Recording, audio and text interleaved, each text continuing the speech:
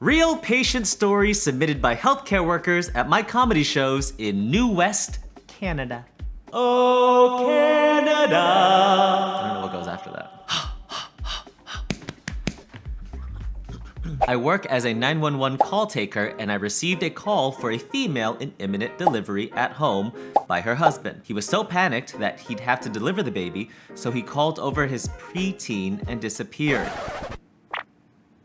The fuck? The preteen calmly followed my instructions and delivered the baby successfully. Dad was nowhere to be found when the responders arrived. What the heck, Dad? Way to pull out at the wrong time. You failed the very first test of fatherhood. Don't abandon your baby within the first few seconds on Earth. Where did he go? To get milk and cigarettes?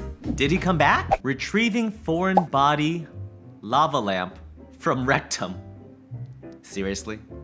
Lava lamps? Are lava lamps still cool, or is this story from the 60s? Also, aren't they made of glass? And they get warm when you turn them on. Oh. Oh my. Could have been worse. Could have been a street lamp. I've seen a lot of things up people's butts, and a lava lamp is definitely a veteran move. This is no rookie asshole, okay? This butthole is experienced. It has seen some shit.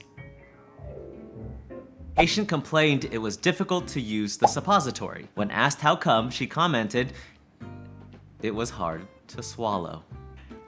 You dumb. Okay, see, this is the opposite problem of the lava lamp. A suppository does go into your rectum. It is a medication that dissolves in your butt. It is not for you to swallow. Please consult your doctor, not your husband. Patient accused us of giving her STDs from our exam beds. Can't be anything else, as she is very faithful, told her to have a long talk with her husband. First of all, it literally stands for sexually transmitted disease. You can only get it through sex. Are you having sex with the exam beds?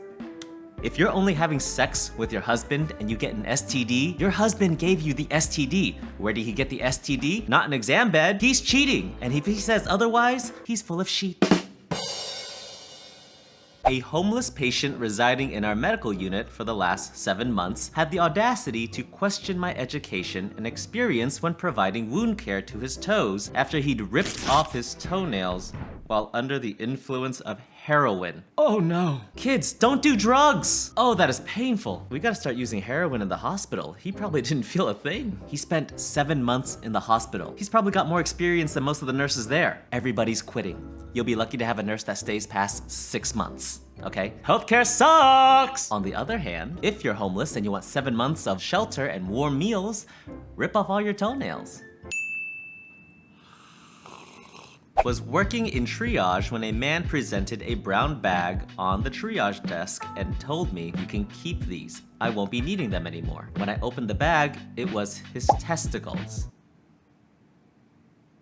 Excuse me. He had come to the ER because after removing his own testicles, he had sewn himself up with dental floss and thought he might have an infection. Oh my God. He had recently been denied gender reassignment surgery. And that, my friends, is what the ER calls a Tuesday. I feel kind of bad for this person. They wanted gender reassignment surgery so bad they did it themselves. I mean, the balls on this guy. I guess not anymore. Nobody jumped up to do CPR because the guy had a boner. Death by boner! Imagine all the healthcare workers seeing it. Not it. Not it. Okay, we're gonna draw straws. Okay? Whoever loses has to jump on the boner and do CPR. He doesn't have much time. Talk about being stuck between a rock and a hard-on. I was helping a 98-year-old lady have a sponge bath at the sink. I gave her a cloth and said, "This is to wash down below." And she said, "You mean my pussy?" I was shocked to hear this come out of her mouth. I just laughed and said, "Yes. It was 16 years ago, and I can't remember what else I said to her." Oh, old people. Grandma really doesn't beat around the bush, does she? We need to appreciate the fact that this woman is still lucid at 98, okay? That is rare, very rare. I was excuse me. You know, I thought my 21-year-old cat was a geriatric pussy. Enter vintage vagina grandma over here. Woo!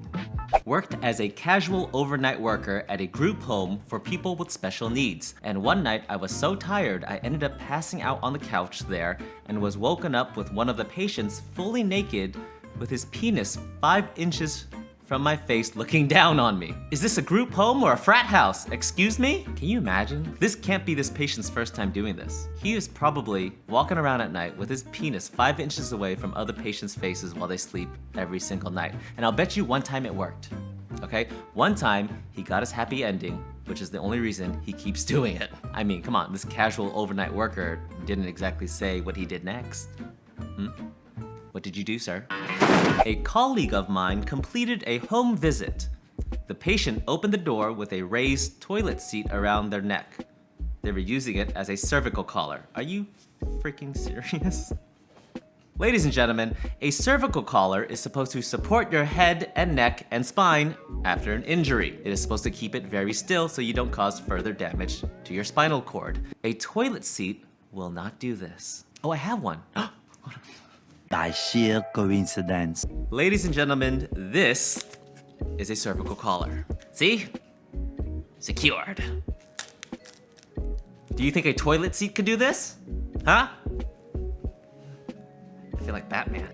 Where are the drugs? Even you could adjust the size too. Necklace, short neck, regular, and tall. I put a lot of these on. Back in my day. Retired now. A patient in isolation who had some psych issues started screaming from their room saying they were out of hygiene wipes on the blood pressure machine. Also screaming their vagina was burning. Unfortunately, the hygiene wipes were Cavi wipes. No bueno.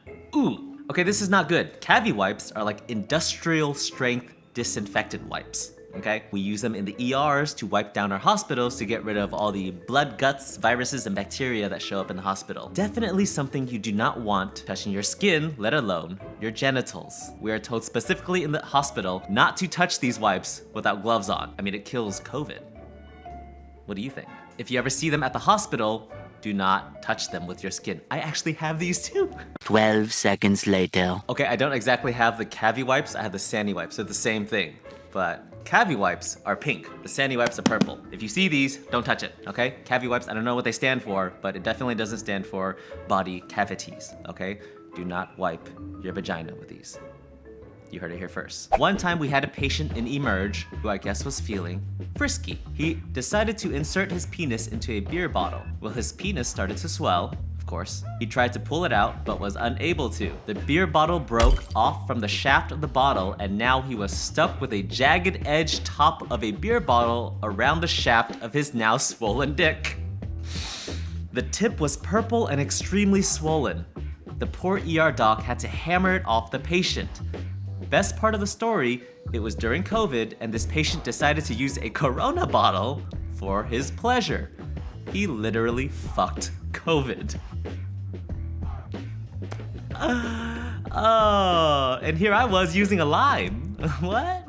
We all did some things we regret during COVID. Like a beer bottle. What a crazy situation. What is wrong with people? Someone yelled, "Fuck this beer!" And this guy went, "Hold my beer." Thank you for watching. I am currently on tour right now. Cities and ticket links are in my bio. I hope to see you soon. Ciao, motherfucker. Oh, I was drinking it.